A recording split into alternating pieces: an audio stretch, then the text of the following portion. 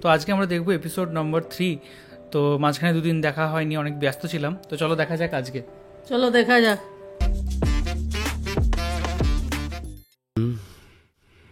তাহলে আমাদের বিজ্ঞ উপদেষ্টা আগমন করলেন। আপনার খেদমতে নিজেকে উৎসর্গ করছি। দরুদ আলী জনাব ডিওক্লেটিয়ানুস।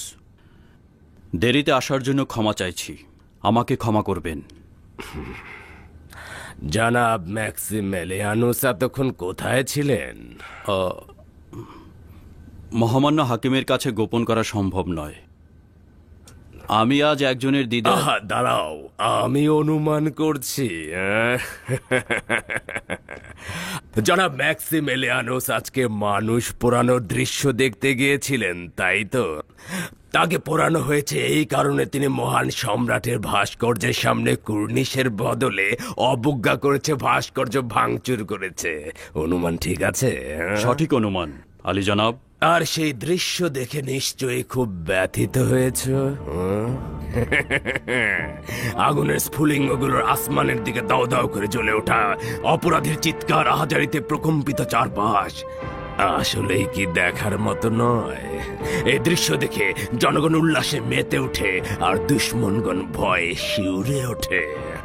কিন্তু জনাব ম্যাক্সিমেলিয়ানুস, আমরা তো প্রতিদিন এই দৃশ্য দেখছি।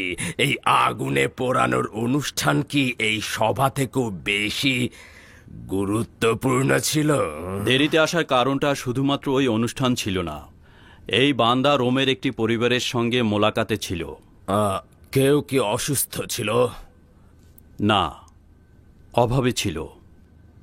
তাদের সমবেদনা জানাতে এবং সাহায্য করতে গিয়েছিলাম।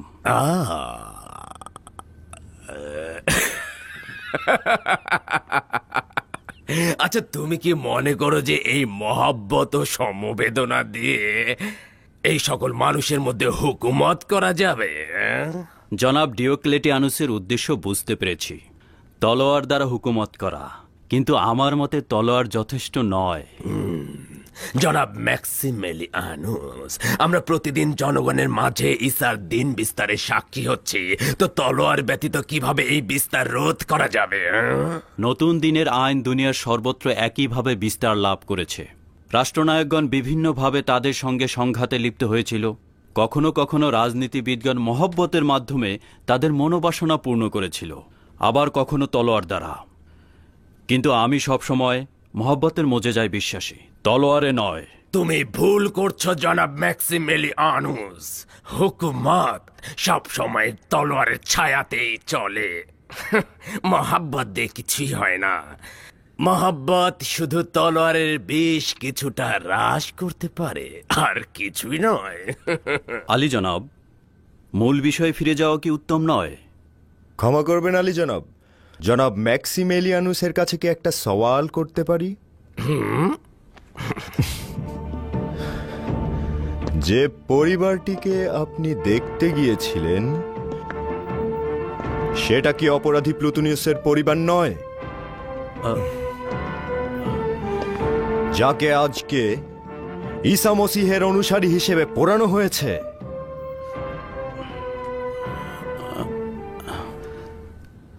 একজন অপরাধীকে যেমন শাস্তি দেওয়া উচিত, একজন অভাবীকেও তেমন সাহায্য করা উচিত। অবাক হচ্ছে, তুমি তাহলে একজন অপরাধী খ্রিস্টান পরিবারকে দেখতে গিয়েছিলে? জি আলী জনাব, আপনার কথা ঠিক। কিন্তু আলী জনাবের দৃষ্টিতে একজন অপরাধীর কারণে তার পরিবারের কি শাস্তি পাওয়া উচিত? জনাব ম্যাক্সিমেলিয়ানুস, নিজেকে সংযত রাখো। তুমি খুব ভালো করে আমাকে চেনো এবং জেনে রাখো মানুষের জান আমার কাছে কীট পতঙ্গের চাইতে অধিক দামি নয়। তুমি আমার কন্যার পতি, কিন্তু আমার চক্ষুদয়ের চাইতে অধিক প্রিয় নও। যদি না জেনে থাকো তবে আমার কন্যার কাছে জিজ্ঞেস করবে। সে সাক্ষী আছে কিভাবে খেয়ানতকারীদের জিভ টেনে আমি ছিঁড়ে ফেলেছি। সতর্ক হও, একটুখানি সন্দেহের সৃষ্টি হবে আমার জন্য যথেষ্ট।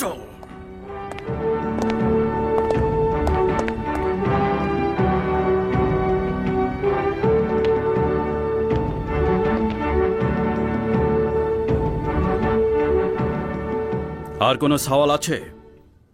না, শুধু সুপারিশ রয়েছে।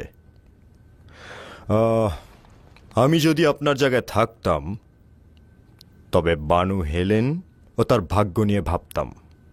বুঝতে পারছি না, এর সঙ্গে তোমার কি সম্পর্ক? আপনি যে আচরণ করেছেন সেটা বিপজ্জনক। আমার মনে হয় আপনার আরো সংযত হওয়া উচিত। তুমি নিজের মুখকে সংযত করো, একটু বেশি বাড়াবাড়ি হচ্ছে মনে হয়।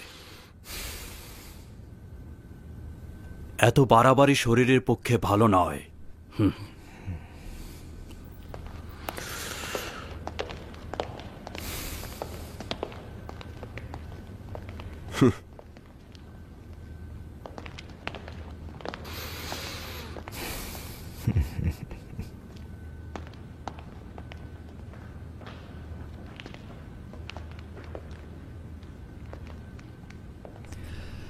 এর মানে কি হতে পারে জনাব ম্যাক্সিমেলিয়ানুস একজন তাওহিদে বিশ্বাসী?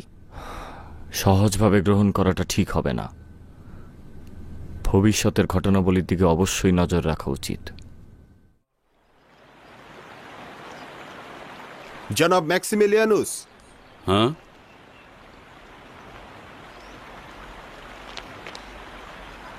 দরবারে শুনছিলাম বিচারপতি কায়ুস জুলিয়াসকে বলছেন যে একজন আঘাত সহ্য করতে না পেরে আদুনিয়ার কথা ফাঁস করে দিয়েছে।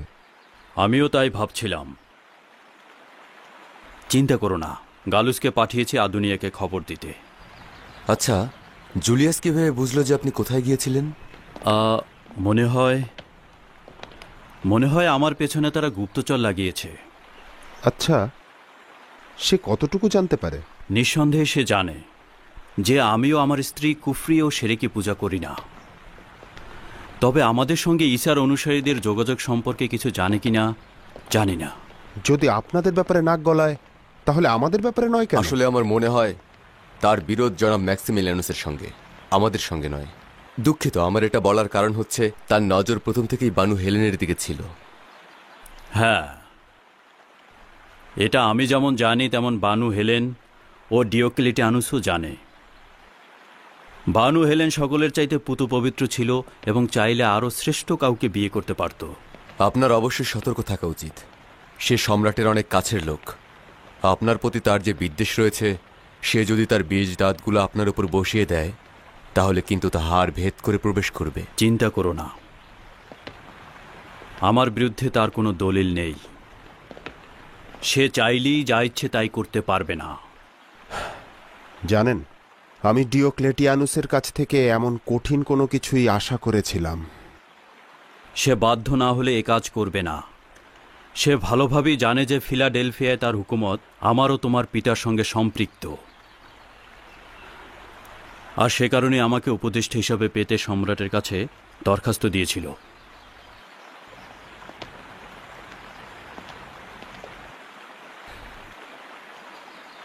মহামান্য হাকিম যদি অনুমতি দেন তো বলি, আপনার হুকুমতের মূল ভিত্তির সিদ্ধান্তগুলো আপনার ক্ষমতাকে নড়বড়ে করে দিতে পারে।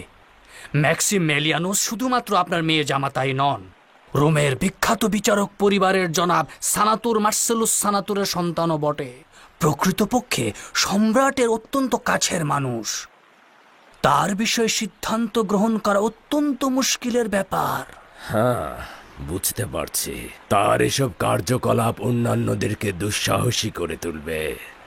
যদি তার দিক থেকে কোনো বিপদ টের পাই তাহলে এক মুহূর্ত বিলম্ব করব না, কিন্তু এই মুহূর্তে তাকে আমার দরকার।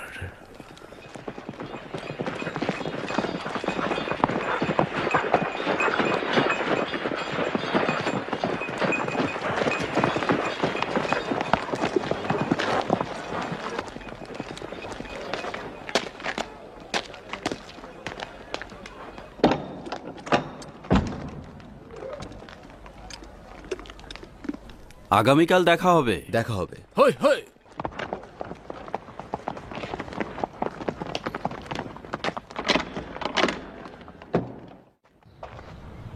আমি খেলতে চাই, আমার একা একা ভালো লাগছে না। শান্ত হও তুমুদ, তুমি খেলবে।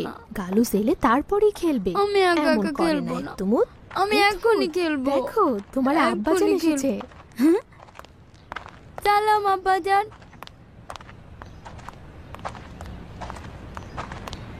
আজকে আমি কোনো দুষ্টুমি করিনি আব্বাজান।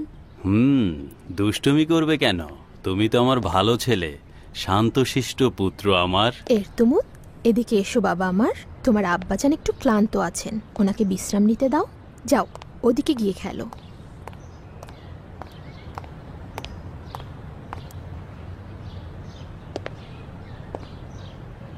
কি হয়েছে?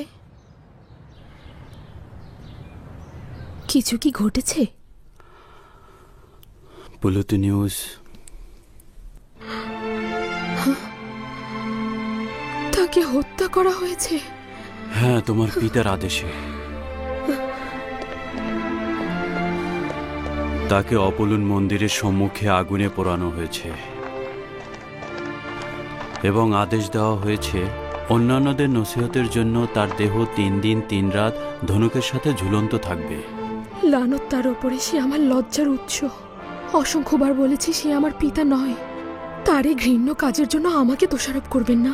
আহা, বাবা মায়ের গুনহা সন্তানদেরকে স্পর্শ করে না। কিন্তু আপনি জানেন যে এমন পিতা থাকা অত্যন্ত লজ্জার এবং কলঙ্কের।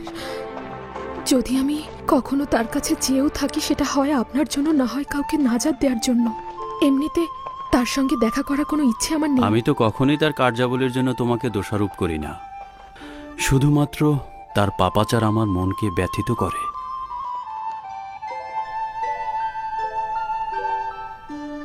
আপনার চোখে দেখা ও আমার অনুমান করা কখনোই এক নয়। হ্যাঁ, আজ তোমার পিতা ডিওক্লেটিয়ানুস আমাকে হুমকি দিয়েছে। সে বলেছে যে তার চক্ষুশূল হবে তাকে সে উপড়ে ফেলবে। হ্যাঁ, সে এটা করতে পারে। যেহেতু সে হুমকি দিয়েছে, সে এটা করেই ছাড়বে।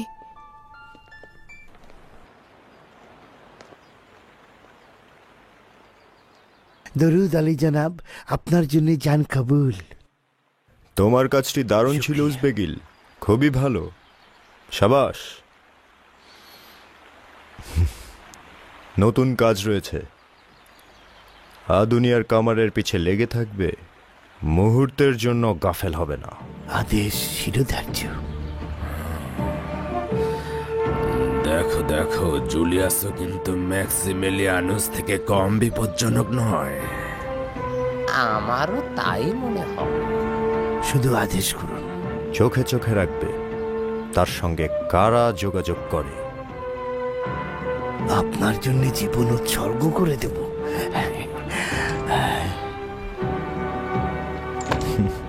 নাও।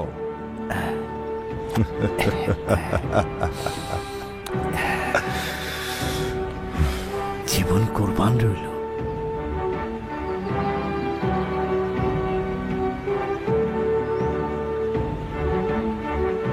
চলো যাই। এইরূপ হলে তিনি তার আপনজনকেও ক্ষমা করেননি। তুমি নাকি তার সাক্ষী ছিলে।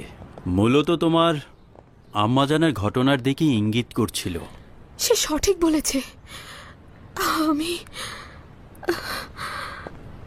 আমি দেখেছিলাম আম্মাজানের সাথে এটা ঘটেছিল।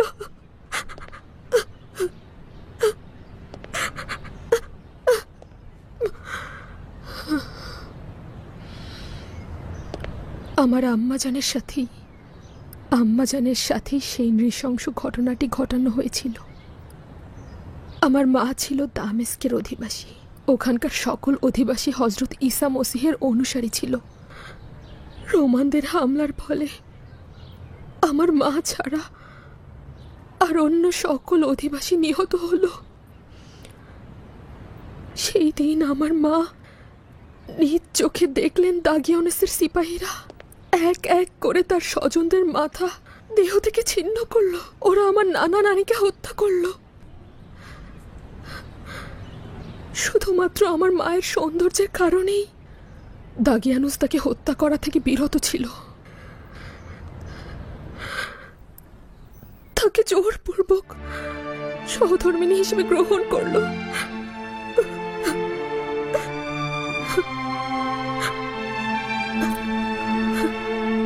জানি হেলেন, এই ঘটনা আমি পূর্বেও শুনেছিলাম।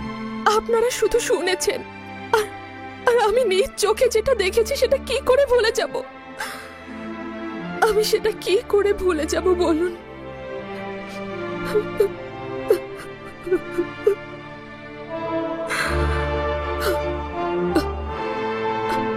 আমার মায়ের অন্তরে সব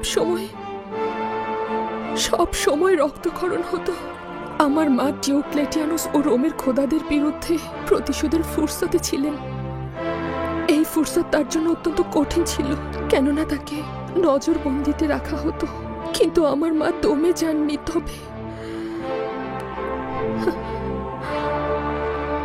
তবে একদিন খবর পেলাম যে কে বা কারা যেন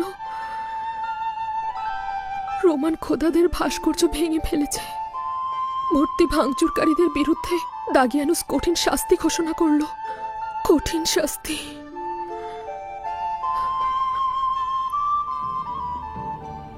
আর তারপর তবে একদিন খবর পেলাম যে কে বা কারা যেন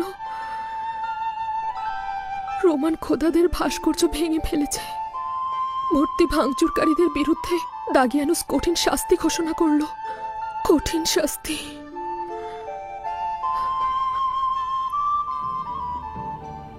আর তারপর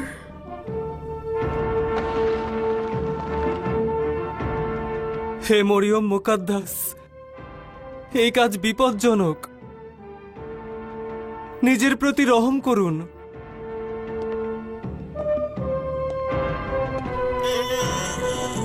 হে বানু আমার, আপনি যদি গ্রেফতার হন আপনাকে টুকরো টুকরো করে ফেলবে।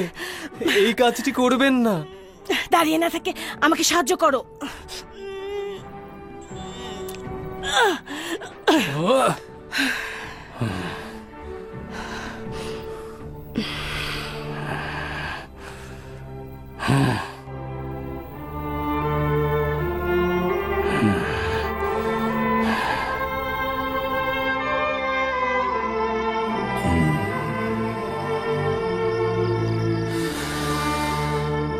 আমি তোকে আফ্রিকানের দিকে নজর রাখতে বলেছিলাম, কিন্তু তুই নিজেই খোদাগণের সঙ্গে খেয়ানত করেছিস এবং তার সঙ্গে এক হয়েছিস।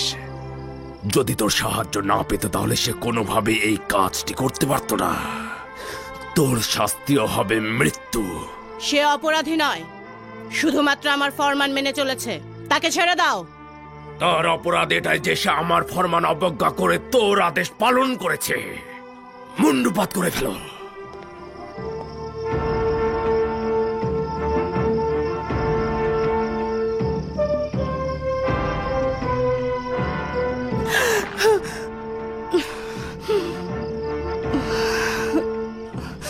ও খেয়ানতের পরিণাম ভোগ করেছে, এবার তোর পালা।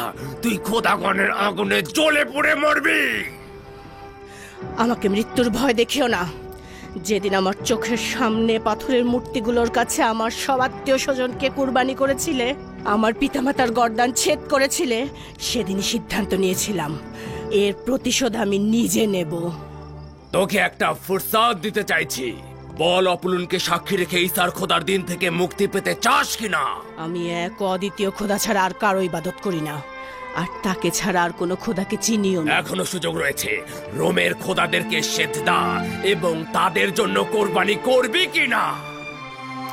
লানত রোমের সকল খোদার উপর, লানত পাথরের মূর্তি আর সব সেরেক পূজারীদের উপর, লানত রোমের সব জুলুমবাজ সম্রাটদের উপর। না না না। হে খোদা, আমার এই কোরবানি কবুল করুন।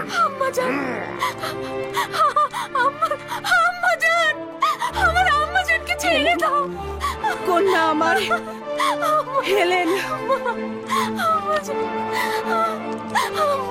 এই শক্তিশালী অপুলুন খোদা, এই শাস্তি তাদের জন্য যারা আপনার প্রতি খেয়ানত করে। হে মহান খোদা, হে বান্দাকে কবুল করুন। হে লজ্জিত বান্দাকে কবুল করুন। হে ইলাহি, আমার কন্যাকে তোমার নিকট অর্পণ করলাম। তার প্রতি লক্ষ্য রেখো। পরওয়ারদিগার, ভাস্কর্যগুলো কেন ভেঙেছি?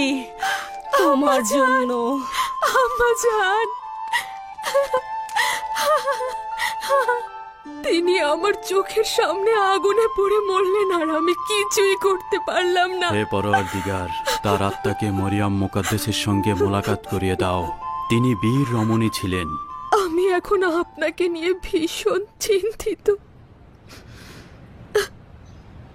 একদিন না একদিন উনি তো আপনার সম্পর্কে অবশ্যই জানতে পারবে। আমি একটা ভয়ঙ্কর স্বপ্ন দেখেছিলাম। জানি না খোদা তাআলা আমার ভাগ্যে কি লিখে রেখেছেন। আমি আপনাকে নিয়ে ভীষণ ভয় পাচ্ছি। তুমি অযথা দুশ্চিন্তা করো না। চিন্তা করো না, যা কিছুই ঘটুক না কেন আমরা একসঙ্গে মোকাবেলা করব। গতরাতে স্বপ্নে দেখেছি দাগিয়ানুস আপনাকে হত্যা করেছে, কিন্তু আপনি জীবিত হয়ে উঠেছেন।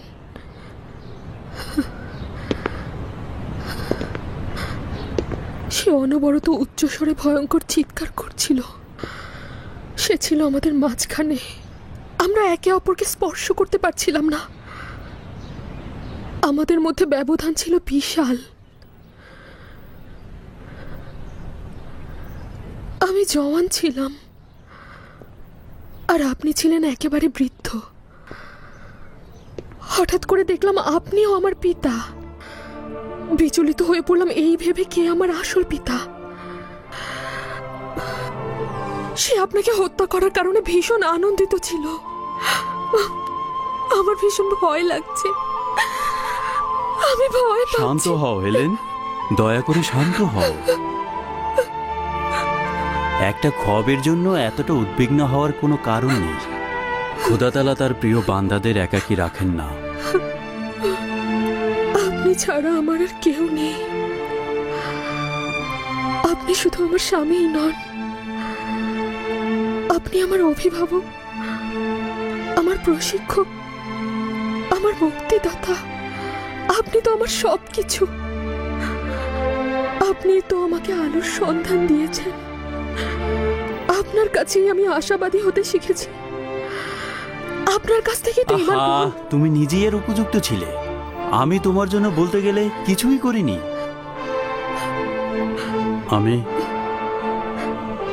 আমি তোমার জন্য গর্বিত।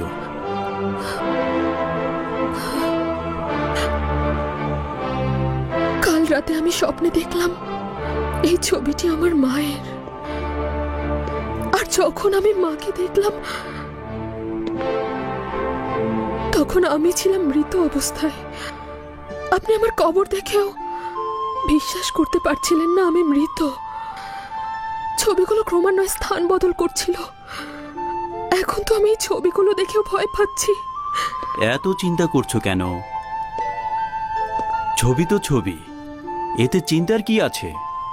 হ্যাঁ, আমার ছবিটা সরিয়ে দিন। না, আমি আমার প্রিয়তমার ছবি ভালোবাসি, তাই তোমার ছবি এখানেই থাকবে, কোথাও সরবে না।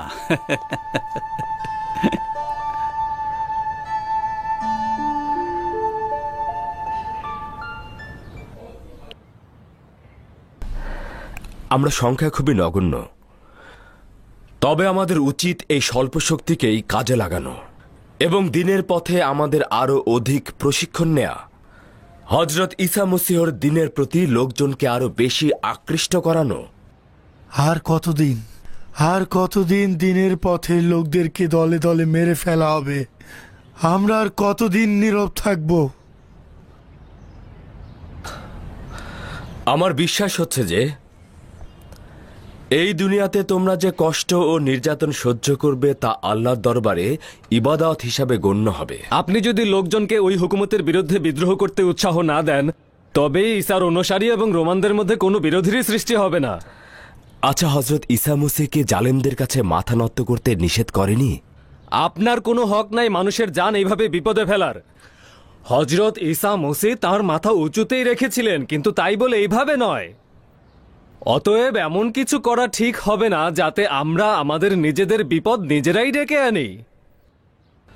খোদা তাআলা নিজের কুদরত তার পয়গম্বর ও অলি আউলিয়াদের উপর অর্পণ করেছে।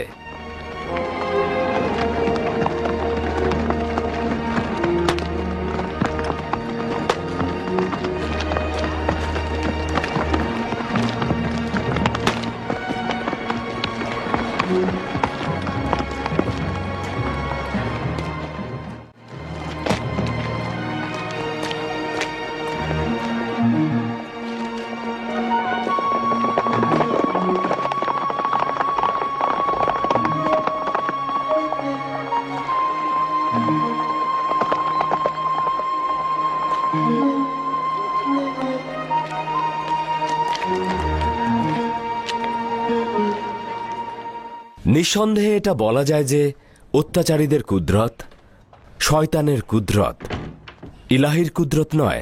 আচ্ছা, হজরত ইব্রাহিম ও নমরুদ, হজরত মুসা ও ফেরাউন, অথবা হজরত ঈসা ও হিরুদের কুদরত কি এক? সালাম খোদার আউলিয়া। সালাম, খোশ আমদেদ গালুজ। খোদা আপনার সহায় হন। আমাদের নেতা ম্যাক্সিমেলিয়ানুস কি করছেন? তিনি তো আমাকে এখানে পাঠিয়েছেন, বলেছেন আপনার অবস্থানের কথা ফাঁস হয়ে গেছে, যত দ্রুত সম্ভব আপনার এখান থেকে চলে যাওয়া উচিত। তার মানে বিপদ তো একেবারে কাছাকাছি। জনাব ম্যাক্সিমেলিয়ানুস অযথা হুঁশিয়ারি করেননি। জলদি করুন, সময় অপচয় করা ঠিক হবে না।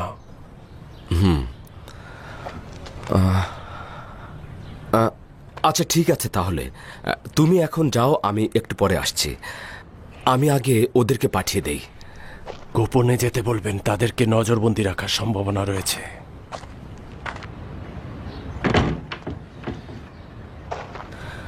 ভাইরা আমার, এই মাত্র খবর এসেছে এই জায়গাটি আর মোটেও নিরাপদ নয়।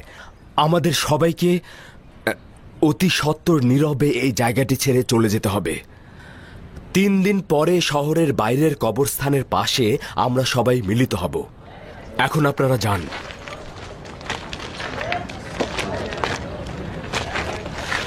আপনি এই কাজের মাধ্যমে হজরত ঈসার দিনের তালিমকে অবমাননা করছেন।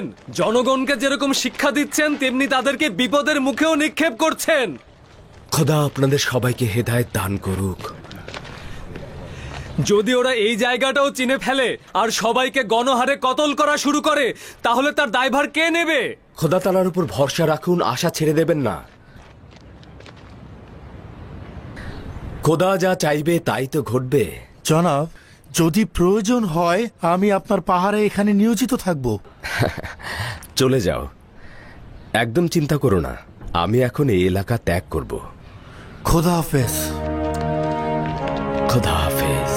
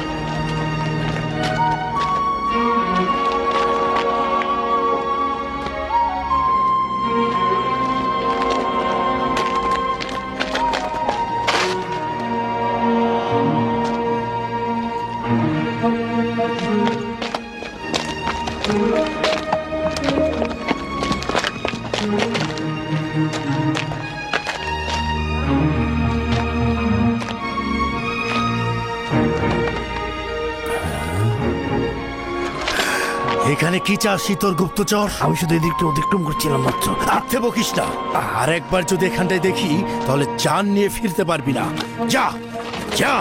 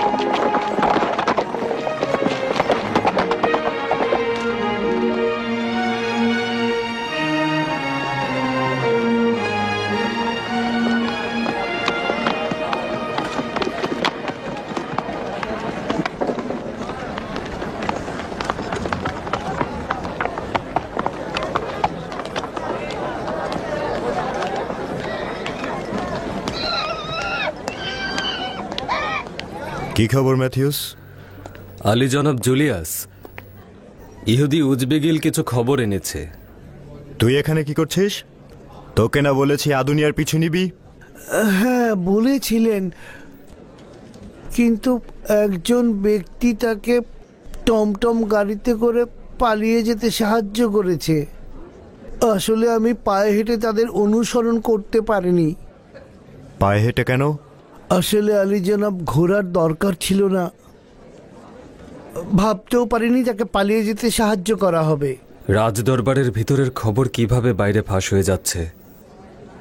টমটমের চালককে চিনতে পেরেছিস? চিনতে পারিনি, চাদরে মুখ ঢাকা ছিল। তবে ধারণা করছি জনাব ম্যাক্সিমেলিয়ানুসের টমটম গাড়ি। ম্যাক্সিমেলিয়ানুসের বাড়ির আশেপাশে ভালো করে নজর রাখবি। যা। হুকুম শিরোধার্য আলী জনাব।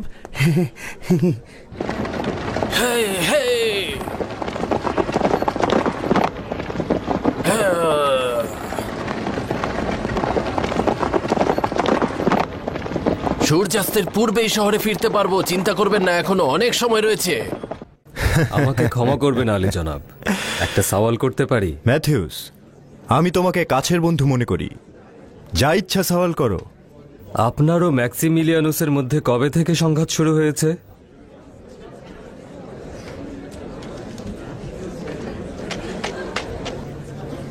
তোমাকে বিশ্বাস করি তাই বলছি।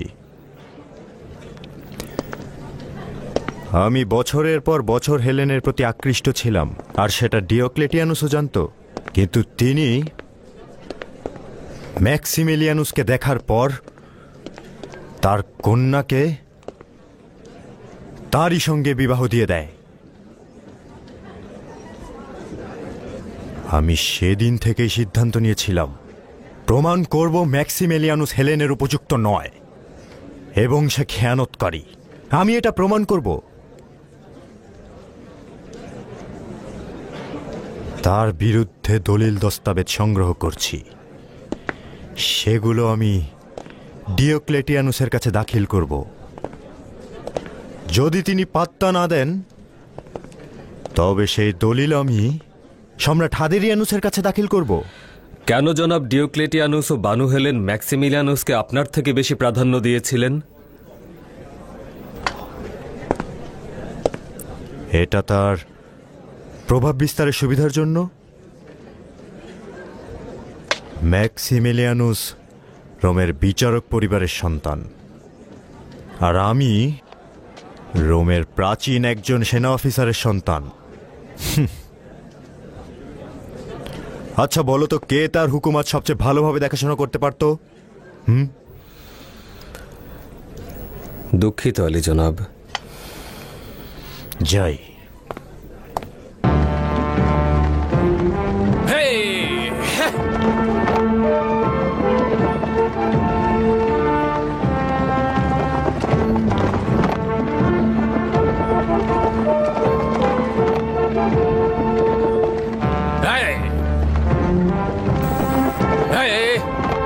আমরা কোথায় যাচ্ছি গালুস?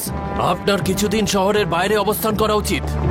এখানে এই জঙ্গলে একটা গোপন আস্তানা রয়েছে, আপনি কিছুদিন এখানে অবস্থান করবেন। পরিস্থিতি কিছুটা শান্ত হলে এবং রোমের লোক কিছুটা গাফেল হলে তখন ফিরে আসবেন। আমি আপনার জন্য প্রতিদিন খাবার নিয়ে আসবো। না, এখানে থাকলে আমার চলবে না। নিজের জানের বিপদের কথা চিন্তা করে আমার আজিফা ভুলে গেলে চলবে না। মানুষকে হেদায়েতের জন্য এখনো অনেক সময় রয়েছে, এ নিয়ে উদ্বিগ্ন হবেন না। আমি আমার দিনী ভাইদের সঙ্গে 3 দিন পরে শহরের বাইরে যে কবরস্থান রয়েছে সেখানে দেখা করবার অঙ্গীকার করেছি। কিন্তু এখন একটু সতর্ক থাকতে হবে। সেটা নিয়ে চিন্তা করো না গালুস।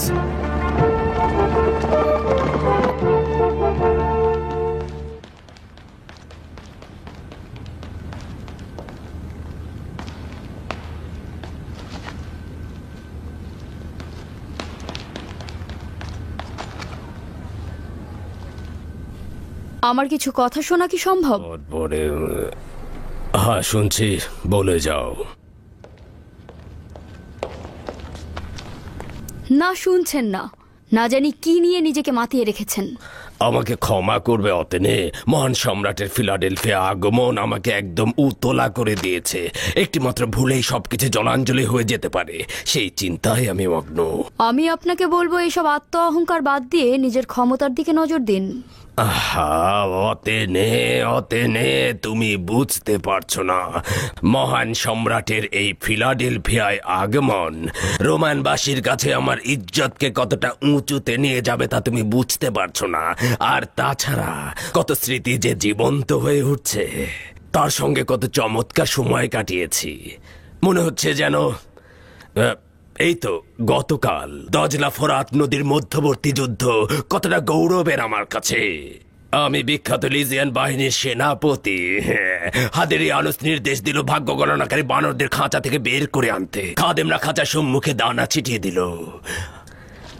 আর বাচ্চারা অতি অতি আগ্রহ সহকারে তা খেতে লাগলো।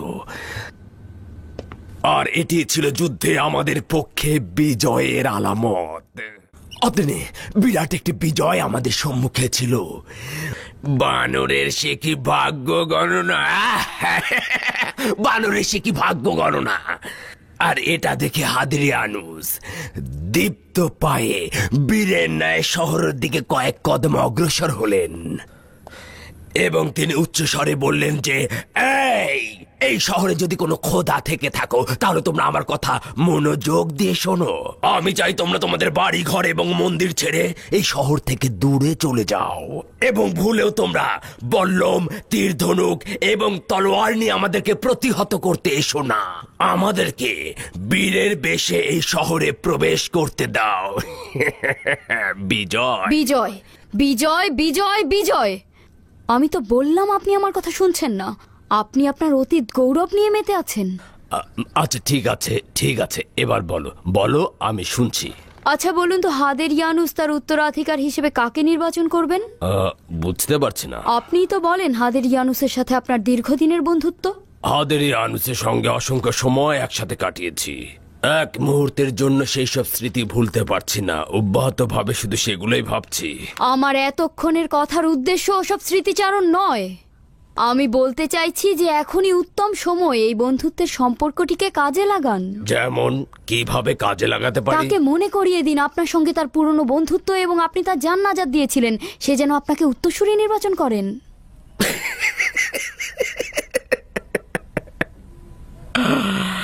বুঝেছি তুমি কি বোঝাতে চাইছো এতক্ষণ ধরে।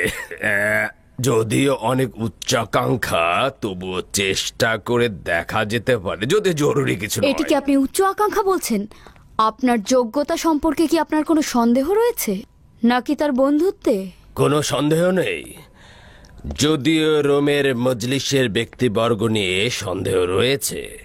আমি জানি যদি হাদেরিয়ানুস রাজি হয়েও থাকে, কিন্তু তারা কখনোই রাজি হবে না। কিন্তু অন্ধকারে তীর ছুঁড়ে তো একবার দেখা যেতে পারে নাকি? আপনি কি ভাবতে পারছেন ব্যাপারটা কি উপভোগ্য হবে? রোমের সবচেয়ে শক্তিধর নারী হব আমি, এটা মাথা থেকে কিছুতেই ঝেড়ে ফেলতে পারছি না। তাহলে আমি বলবো তুমিও হাত গুটিয়ে বসে থেকো না। এই সফরে হাদেরিয়ানুসের স্ত্রী শারুনও আসছে, তাকে বেশ খায় খাতির করো। জানোই তো স্ত্রীরা স্বামীদের সিদ্ধান্তে অনেক বড় ভূমিকা রাখতে পারে। যদিও তাকে আমার বিশেষ একটা পছন্দ নয়, তবে প্রস্তাবটি বেশ ভালো। হ্যাঁ, নিশ্চিন্ত থাকুন, পালন করা হবে।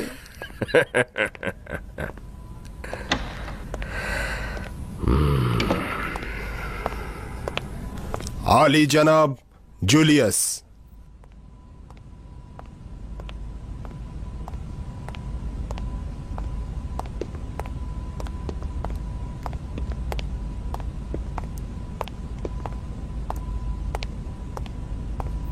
দরুদ আলী জনাব ডিওক্লেটিয়ানুস। দরুদ জুলিয়াস। কোনো খবর আছে কি? জি আলী জনাব, আদুনিয়া পালিয়ে গিয়েছে আলী জনাব, আর তাকে পালাতে কে একজন সাহায্য করেছে।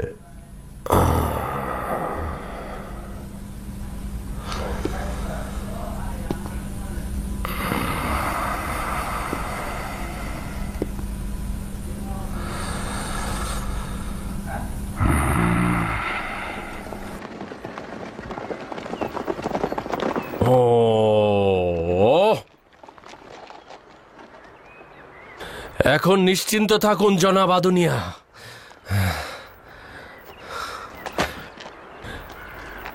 এখন আপনি নিরাপদ। তো আজকে আমরা দেখলাম আসহাবে কাহাফের পর্ব।